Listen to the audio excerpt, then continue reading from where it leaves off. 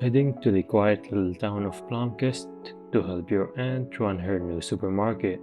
At first, it seemed to be just a simple everyday job, but soon you realize you've stepped into way more drama than you've ever expected. Hey everyone, my name is Quantum, and this is my review on Discounting.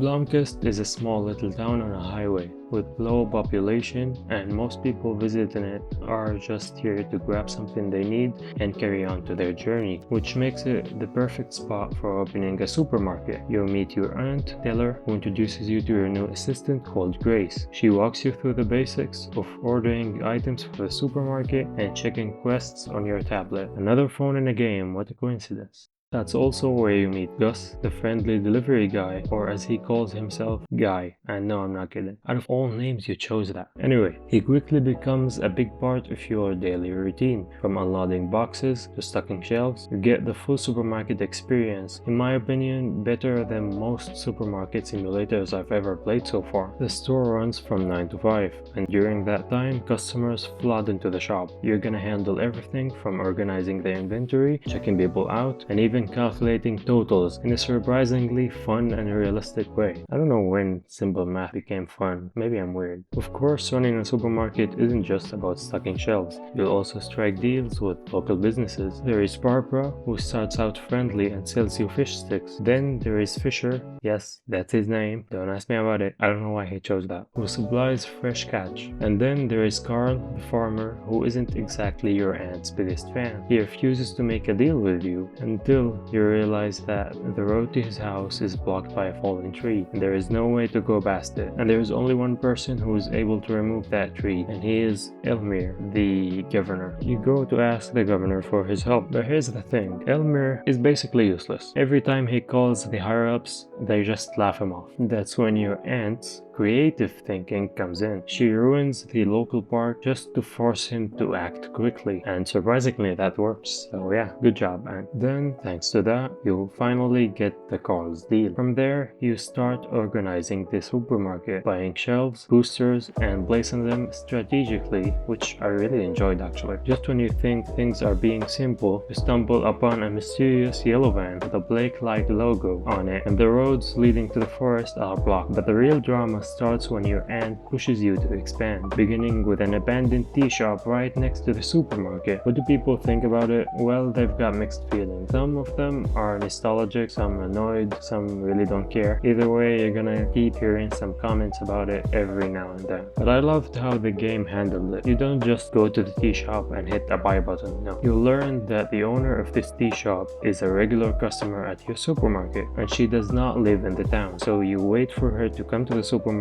and you close the deal right in the spot. As you progress running the supermarket and completing side quests, you eventually discover a way into the forest, and I actually discovered it by accident. You're gonna learn why at the end of the video. There you meet Tammy, who sells you toothpaste and household items, but before signing a deal, she insists on visiting the supermarket to see how well it runs first. She is smart. I respect smart people. She's got pink hair. Yeah, that's another point for her. Then the real issue begins. The sea suddenly turns green, tap water becomes pink and undrinkable, and the rats start spreading everywhere. And with all of this going on, surely your aunt wouldn't do something stupid, right? You gotta be kidding me. We're expanding the supermarket by taking out a loan to demolish the house of John Key. Out of all people, John Key is the so-called town hero. I'm gonna go back to John Key in a bit. Let's get to the loan first. To get that loan, you need to head to the bank and meet Tammy's husband. I really forgot his name. He gives you 3 requirements to prove you are a real supermarket, and trust me, they're not easy. They are there just to make you grind more. On top of that, your aunt fires Grace because she is too good. Oh my god. Great logic. Soon after, you're forced to hire Chester, the banker's son. Why? Because he refuses to give you the loan unless you sign his son at your supermarket. Sounds simple, right? Like just sign him and that's it? No. Chester does not like that, and he's gonna fight you by opening a lemonade stand right in front of your supermarket. And to hire him, you're gonna take down his business. Only after that, you'll finally get him to help you stocking shelf, which was a lifesaver, trust me. But Quantum, what about Junkie? Okay, Well, town people love Junkie for saving the town, in quotes, with an invention that he actually stole. When the truth about demolishing his house comes out, people protest right in front of your supermarket. The funniest part, they already knew he was a fraud. But hey, wait, Mrs. Anderson, the granny, says that's not the point. After the scandal, business days slowed down a lot, with barely any customers coming in, only the ones from outside the town. That being said, that is until Mrs. Anderson herself walks into the supermarket. That's when things pick up again. She pushes you to make things right and blames you for the environmental issues. Wait, what? Anyways, okay, everything for the business. She tells you to fix them and she calls it "we did not yield." Okay, I understand the fact that I came in and said let's settle this out, but you came into the supermarket. Like, yeah, I cannot refuse to serve you, but hey, I don't know. What do you think about that? Write it in the comments. Anyways, by the way, Sundays in this game are useless. The store is closed and there's nothing to do. Talking to the townfolk is basically useless. You don't get anything with them. They're only useful at the end of the game where you actually need that time to investigate the environmental issues. Why not after closing the supermarket? Because if you stay up past 1 a.m., the character will pass out, and by that time your supermarket is really big. You've got a lot of items to sell, and stocking the shelves, even with the help of Chester, is gonna take a lot. Like, I don't know, you can see in the video, but it takes to around 8 p.m. or 9 p.m. to finish stocking the shelves if the day was good. So yeah, you're gonna keep that in mind. And that's when you realize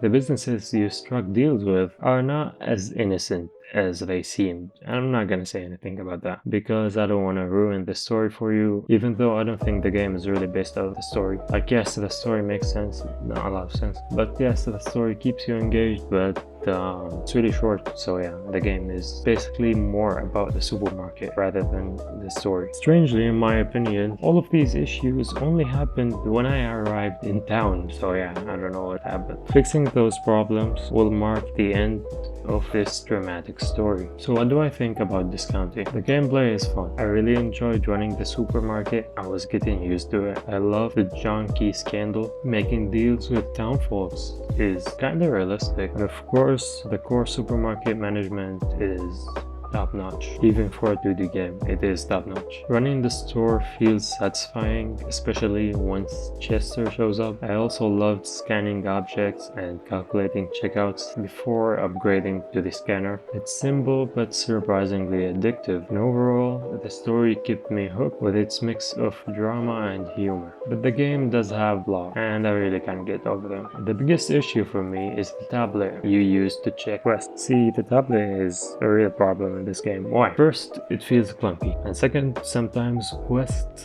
does not appear or they hide in weird area. For example, at one point I thought I didn't need to go to the forest anymore because I couldn't find the quest anywhere. Then, when I tried to figure out the pink tap water problem, I was lost. I didn't know what to do. So I was, okay, hear me out. Mrs. Anderson said the water comes from the mountains. So I went to the top part of the map near Tammy's factory and said, maybe the factory is a problem, which anyone would say. But I talked to Tammy and there's nothing to do. There is no options, only the deal, and that's it. I tried to Google the problem and the quest title was not there. It only said solve environmental issues to clear up your name, which is a title for all the environmental issues, not the tap water itself. So I needed to restart the game until I got the right title saying solve the pink tap water and etc, etc. And then I googled it, and here things became weird because the game expected me to talk to Elmer, the useless governor, then go talk to Tammy. Why? Like,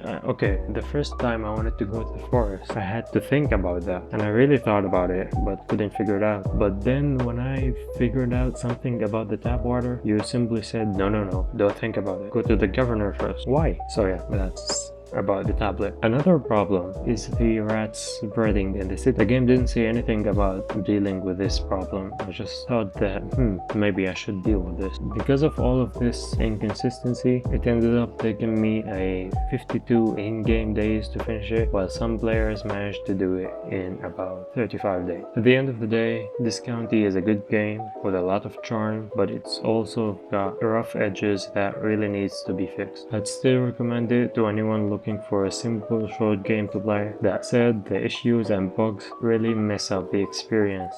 Like the odd shaking while walking issue. Customers will sometimes shake while walking, making them slower. At least that's how I saw it. And the fact that you can finish the game basically without talking to most characters in it really held it back. And for that, this county will get a solid 7 out of 10. Why giving it 7 out of 10 after all of these problems? Because of two things. First, I really enjoyed the game regardless of the problems, and second, I played the game a long time ago and I am recording this late because I couldn't do it earlier. So yeah, maybe they fixed them and the game is awesome right now. That was my take on this county. I'd love to know what you think about this game, so drop your thoughts in the comments, and while you're here, let me know what games you'd like me to review next. My name is Quantum. I hope you like this video. If you like it, press the like button and subscribe to the channel because I'm working on more indie games reviews. Peace!